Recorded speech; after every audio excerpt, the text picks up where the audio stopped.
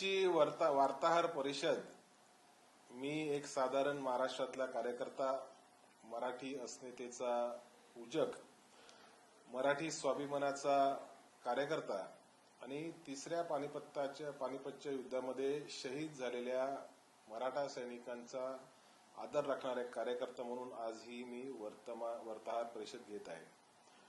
मध्यंतरी राज्याच्या प्रमुखांनी एक घोषणा केली की पानिपत शौर्य स्मारक महाराष्ट्र सरकारच्या वतीने बांधण्याचा निर्णय महाराष्ट्र सरकारने घेतलेला आहे.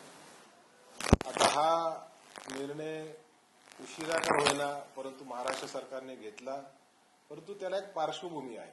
ती पार्श्वभूमी म्हणजे 1980 ते 1984 ह्या कालावधीमध्ये माझे आजोबा महाराष्ट्रातले ज्येष्ठ स्वातंत्र्य सैनिक, महाराष्ट्राचे पहिले मागासवर्गीय समाजाचे मंत्री, महाराष्ट्राचे म्हणजे महाराष्ट्रातून झालेले खासदार आणि उत्तर प्रदेश आणि हरियाणाचे राज्यपाल हे 80 ते 84 या कालावधीमध्ये हरियाणा सरकारमध्ये राज्यपाल म्हणून कार्यरत होते.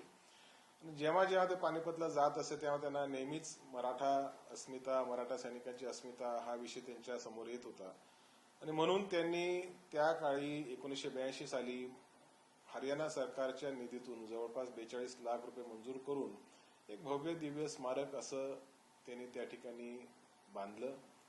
त्याच्या मागे एकच शुद्ध हेतू होता की भावी पिढीला, महाराष्ट्रातल्या भावी पिढीला त्याच्यातनं नेहमी उत्साह मिळो, त्यांना महाराष्ट्राचा इतिहास माहिती असो आणि त्याच्यातनं त्यांनी उत्तेजना मिळत भविष्यामध्ये राज्यासाठी काम करावं अशी भूमिका तपासे साहेबांची होती.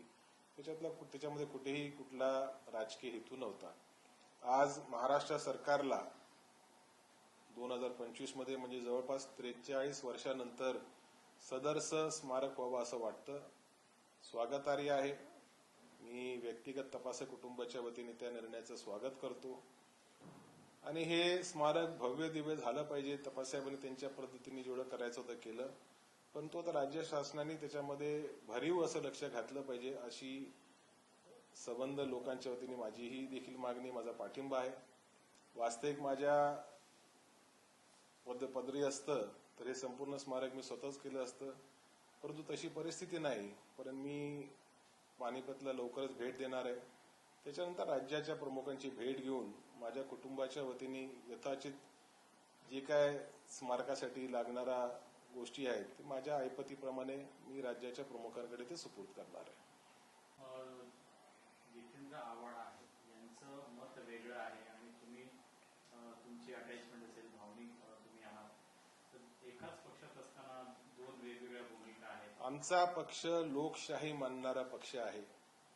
1982 मध्ये हे स्मारक ऑलरेडी गणपतराव तपासे जे महाराष्ट्राचे ज्येष्ठ स्वातंत्र्य सैनिक होते, ज्यांनी जवळपास 5 वर्ष ब्रिटिशांच्या जेलमध्ये भारताच्या स्वातंत्र्यासाठी लढा दिला, अशा व्यक्तीने ते स्मारक बांधलेले आहे. ते बापूजींच्या म्हणजे महात्मा गांधींच्या नेतृत्वामध्ये कार्य करणारे गणपतराव तपासे होते.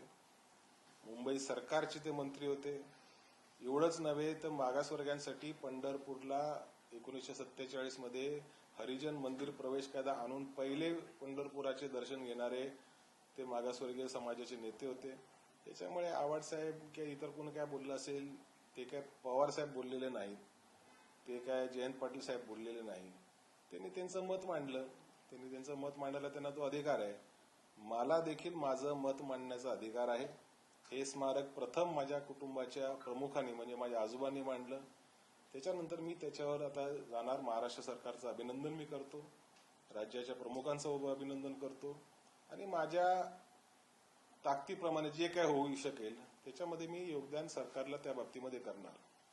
आव्हाडांनी त्यात असं म्हटलंय की ते मराठ्यांचा पराभव झालेला आहे, अशा ठिकाणी हे स्मारक बांधलेले, ते बांधलेलं ते ठीक आहे, पण आता त्यासाठी परत मोठं बांधणं आणि त्याला अजून हे देणं. महाराष्ट्रातनं जवळपास 70-80 हजार लोक त्या ठिकाणी हुतात्मे झाले. महाराष्ट्रातनं अनेक मराठी मंत्री केंद्रामध्ये झाले, आजूबाजूच्या राज्यांमध्ये राज्यपाल झाले, तरी देखील ते कोणाला सुचलं नाही. ते गणपतराव तपासे साहेबांना सुचलं.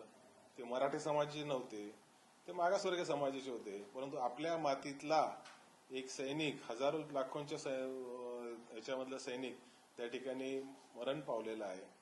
त्याच्या आत्म्याला शांती लाभो आणि त्याच्याकडनं आयुष्यभर भावी पिढी प्रेरणा घेत राहू असं त्यांनी ते स्मारक बांधलेलं आहे. म्हणजे आत्ताचं स्मारक सरकारने जे बांधणार आहे त्याला शौर्याचं स्मारक जर तुम्ही मानत नसाल तर आधीचं बांधलेलं स्मारक हे पराजयाचं स्मारक आहे का याचं उत्तर संबंधितांनी द्यावं.